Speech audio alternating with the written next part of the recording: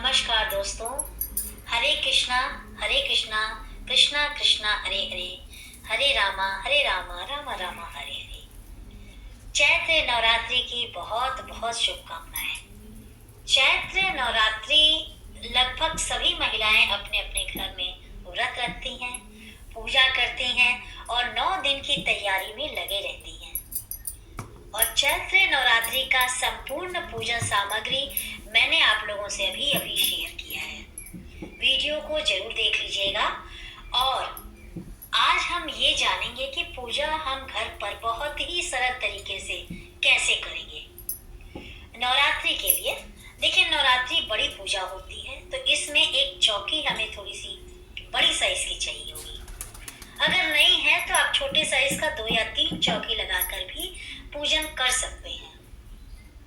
क्योंकि अब चौकी में माता रानी की पूजा है तो हम लाल वस्त्र बिछाएंगे। अगर आपके पास आसन है, वस्त्र है, जो भी है आपके पास, उस हिसाब से माता रानी के लिए आसन बिछाइए।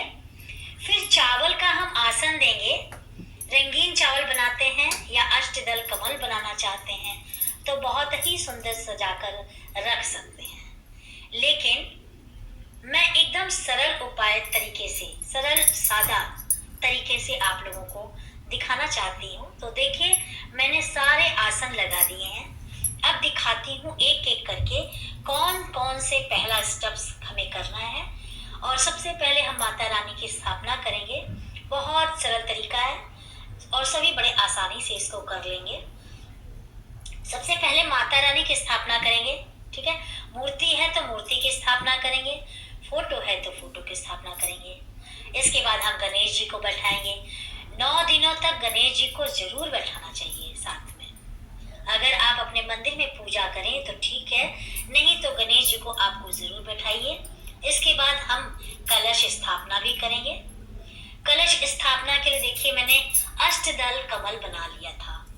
चावल अगर आप रंगीन नहीं कर पाते तो कोई बात नहीं, 1 चुटकी हल्दी लगा दीजिएगा। और फिर बिल्कुल सफेद चावल जो होता है ना, उसमें मना नहीं है, लेकिन अगर आप हल्दी मिला देते हैं तो बहुत अच्छा है।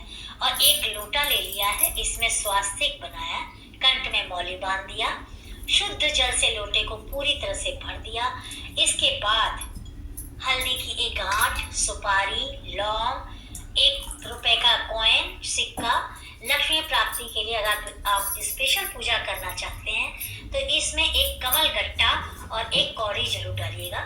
वैसे ये कंपलसरी नहीं होती है, आप चाहें तो इसको स्किप भी कर सकते हैं। ना मिले तो आप बहुत परेशान मत होइएगा।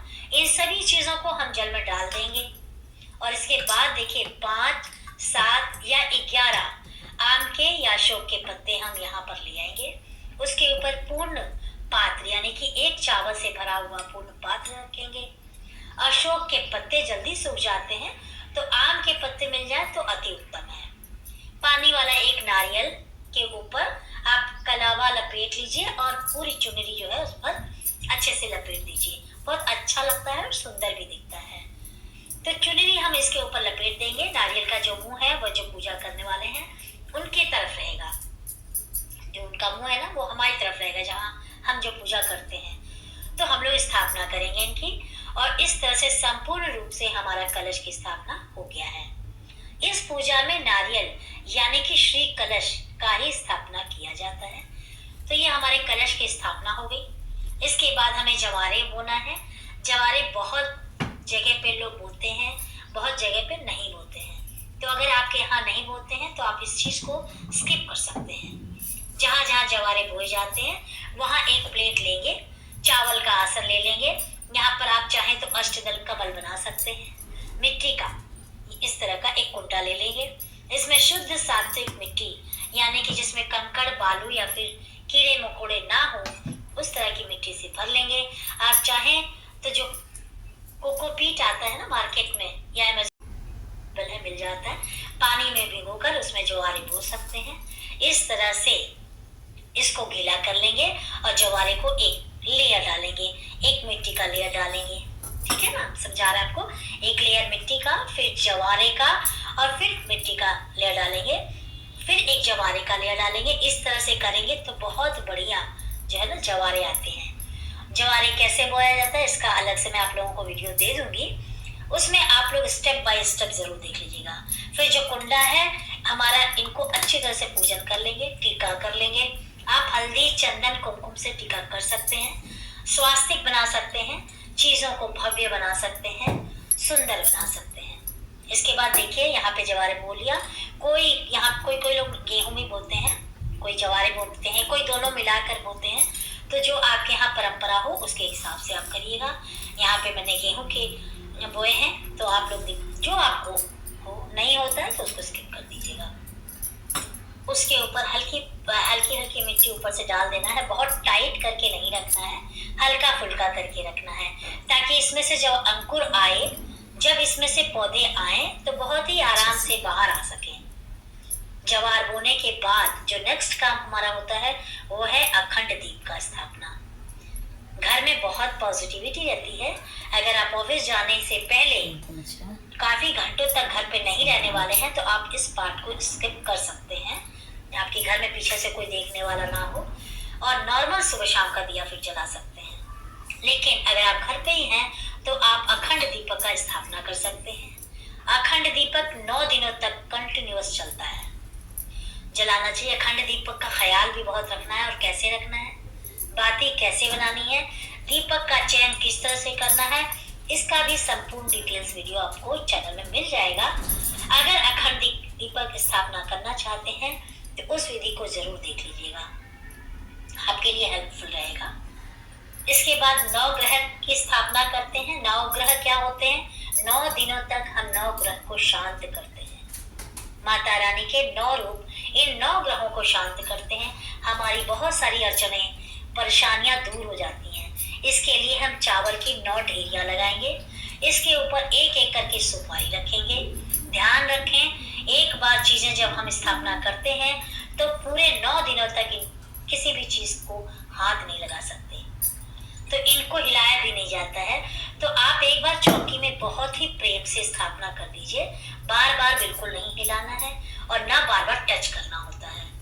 ठीक है, यहाँ पर हमने 9 ग्रह की स्थापना कर दिया, अखंड दीपक का स्थापना कर दिया है, दीप दान कर दिया है, कलश की स्थापना कर दी है, जवारे बो दिया है, तो माता रानी की फोटो मूर्ति की स्थापना कर दी है, गणेश जी की स्थापना कर दी है। तो मेरे हिसाब से पूरी चौकी पूरी तरह से पूजा के लिए तैयार हो चुका है। इसके बाद हम पूजा शुरू करेंगे और जल का एक लोटा ले लेंगे, थोड़ा सा जल को छींटा देते हुए ओम गंगा गणेशाय गणेशाय नमः, ओम गंगा गणेशाय नमः नमः, इस तरह से गणेश जी को स्नान कराएंगे। कलश में सभी देवी देवता का वास माना जाता है, तो सभी देवी देवता को स्नान कराएंगे, 9 ग्रह को स्नान कराएंगे। थोड़ा सा जल का छींटा हम जो जवारे बोए हैं वहां पर देते रहेंगे, माता रानी को भी स्नान कराएंगे। इस तरह से सभी के स्नान के भाव कराने के बाद हम गणेश जी का सर्वप्रथम वस्त्र उठाएंगे, ओम वस्त्रम सर्वापि इस मंत्र का जाप करेंगे। जाप करते हुए माता रानी के इस समय अगर आप चुनरी लेकर आए हैं तो सुहाग की सामग्री लेके आए हैं, इन सभी चीजों को अर्पण कर देंगे। देखिए, एक चुनरी कम से कम हमें माता रानी की पूजा में जरूर लानी चाहिए। ठीक है, तो चुनरी उड़ा दी, कितनी प्यारी और सुंदर लगती है। इसके बाद देखिए कलावा ले लेंगे, कलावा को छोटे छोटे 9 टुकड़ों में भाग कर लेंगे, वहां नवग्रह को एक एक कलावा अर्पण कर देंगे। ओम वस्त्रम सर्वव्यापी, अगर आपको यह नवग्रह का मंत्र आता है तो बहुत अच्छा है, नहीं भी आता है तो आप नवग्रह देवताए नमो नमः इस तरह से भी पूजन कर सकते हैं। सभी को हम कलावा स्वरूप वस्त्र अर्पण करेंगे और इसी के बाद सभी को टीका कर देंगे।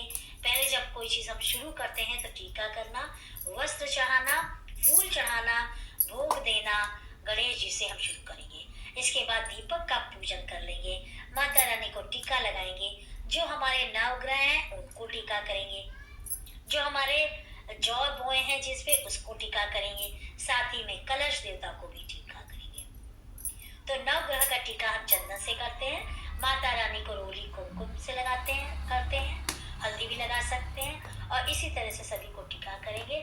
भगवान शिव जी की आपकी फोटो है, भगवान शिव जी की फोटो में कहीं भी शिवलिंग बना है तो फोटो बनी है तो आप उसको भस्म या चंदन से टीका करें। शिव जी की रोली और कुमकुम हल्दी इत्यादि नहीं चलती तो भस्म या उससे चंदन से कर सकते हैं।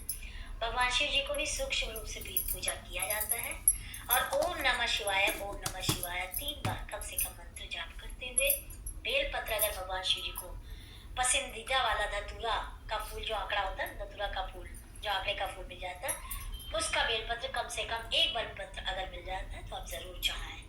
अच्छा, जो हम फूल चढ़ाते हैं ना तो बार बार जैसे हम सफाई करते हैं, ऊपर से फूल लटाते हैं दूसरे दिन, तो नवग्रह हिल जाते हैं, तो जरूरी नहीं कि आप हर जगह फूल चढ़ाएं। एक जगह आप कहीं फूल चढ़ा दीजिए और आसान तरीके से आप उसको नेक्स्ट डे उतार भी सकते हैं।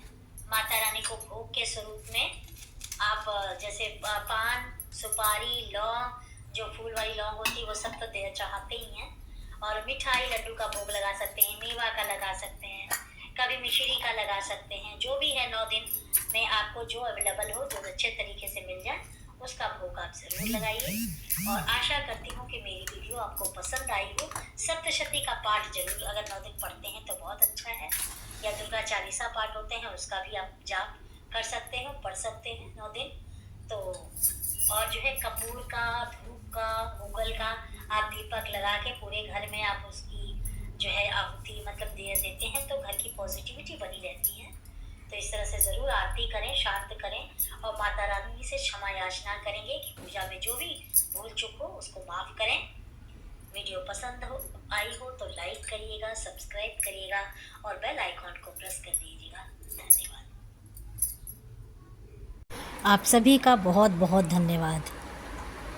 Thank you.